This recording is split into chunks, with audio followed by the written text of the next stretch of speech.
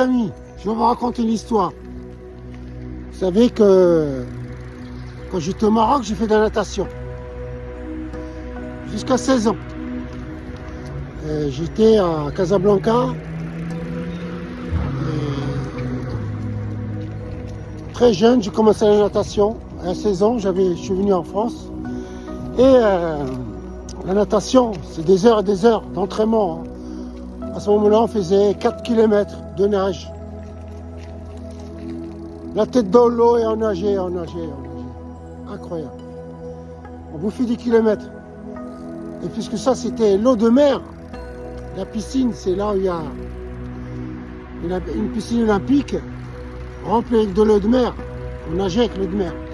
Imaginez. Et après, quand je suis arrivé en France, Paris, après Tonnerre, une petite ville, et là, il n'y avait pas de piscine. Donc, je ne pouvais pas continuer la natation. Et un jour, j'ai ouvert la porte d'une salle de boxe.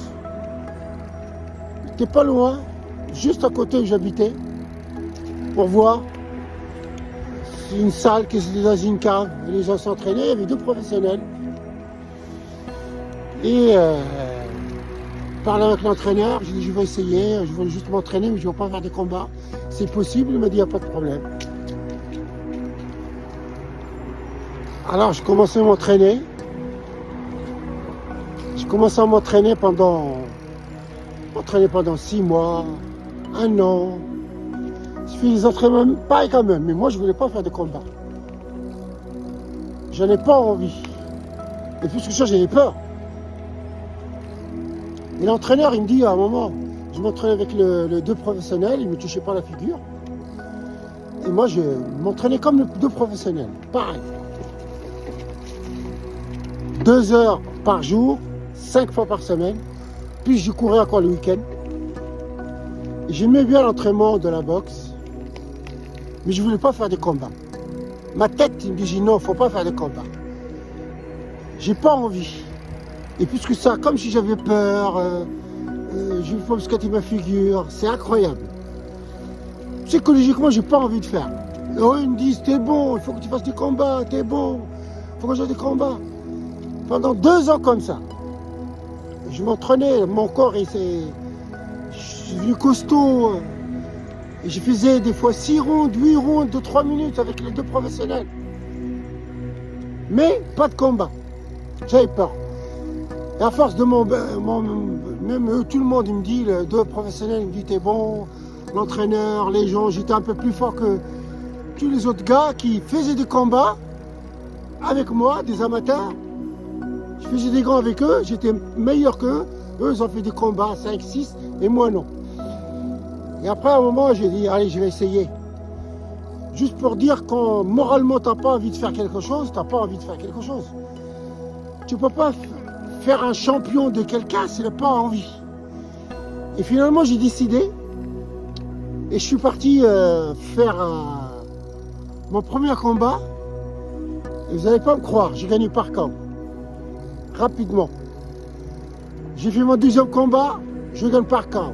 3e, KO. 4e, KO. 5e, 6e, 7e, 8e. 12 combats, 12 par KO. Là, j'avais fait les 12 combats, je les ai fait, je sais pas moi, en 12 ans, quoi, en 2 années, quoi. J'avais fait 6 la première année, ou 5, l'année après j'ai fait 7. Après j'ai 12 combats en 2 ans, quoi, et je les ai gagnés tous par KO. Et après j'ai changé de catégorie,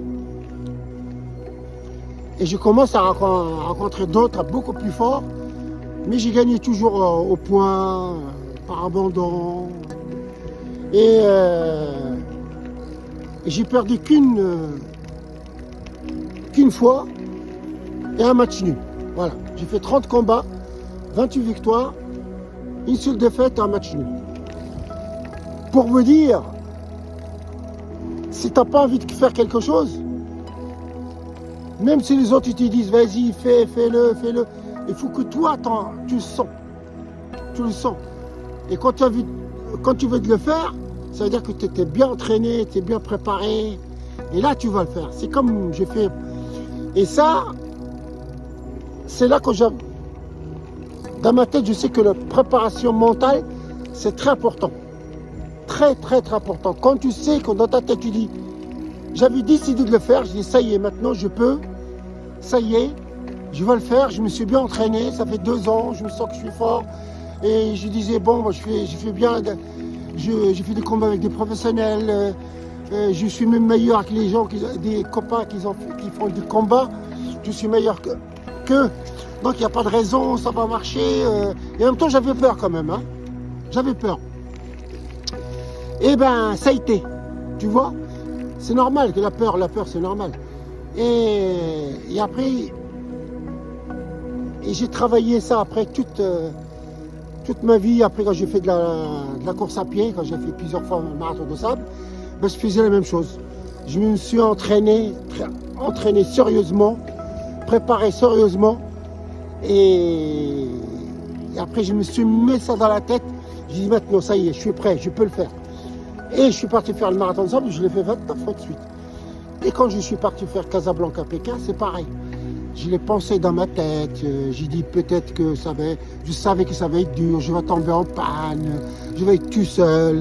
Et alors, je mets tout de mon côté, tout de mon côté.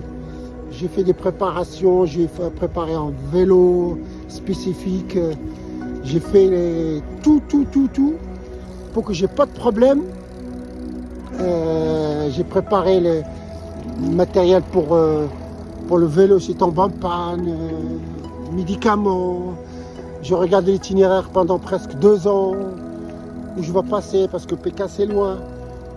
Et en même temps, je me suis entraîné beaucoup. Et j'ai pensé dans ma tête. Je me voyais dans le désert de Gobi, en Slovénie, dans la neige, dans la pluie, dans la forêt, tout seul, dormir. Des endroits, il y a des moments que je ne vais pas trouver où je vais dormir, je vais être fatigué, 100 km par jour, loin de la famille, tout ça. Et tout ça, je mets dans la tête tout en m'entraînant tous les jours. Et je suis préparé mentalement. Et après, je suis parti et j'ai réussi. Bon, maintenant, il y en a qui n'arrivent pas à se préparer mentalement tout seul. Alors, il le faut quelqu'un d'autre. Il y a des gens qui ont la technique. Maintenant, il y a des préparateurs mentaux. Voilà, c'est des psychologues qui sont devenus préparateurs mentaux et qui disent à les gens comment il faut faire, comment chauffer son cerveau avant une compétition, tout ça. Après voilà, il y a des techniques pour ça. Et ben moi, quand je faisais ça, j'avais pas de préparation mentale, mais j'ai fait une étude sur moi tout seul. Et finalement, j'ai réussi. Et si vous êtes comme moi, c'est bien. Mais si des fois, vous pouvez être aidé par un préparateur mental, c'est bien. C'est mieux. Voilà.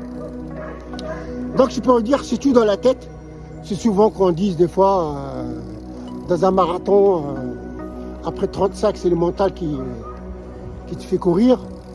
Mais des fois, ça ne veut rien dire parce que sur 100 mètres, des fois, il y en a qui perdent les 100 mètres parce que pour pas grand-chose.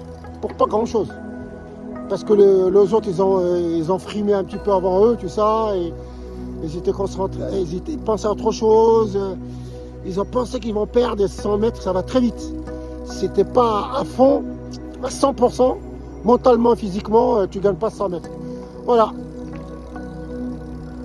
Ben voilà mes amis, comment j'ai fait de la boxe, de la course à pied et de vélo. Et je continue toujours. Voilà, c'est pour ça que souvent je me dis, le sport un petit peu, mais tout le temps. C'est la répétition dans l'entraînement, tout le temps. Quel que soit le sport, faut varier, penser.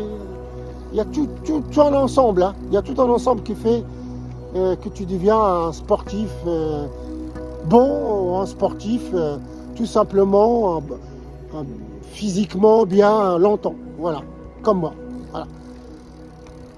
Allez, prenez soin de vous et de sport un petit peu, mais tout le temps, Karim.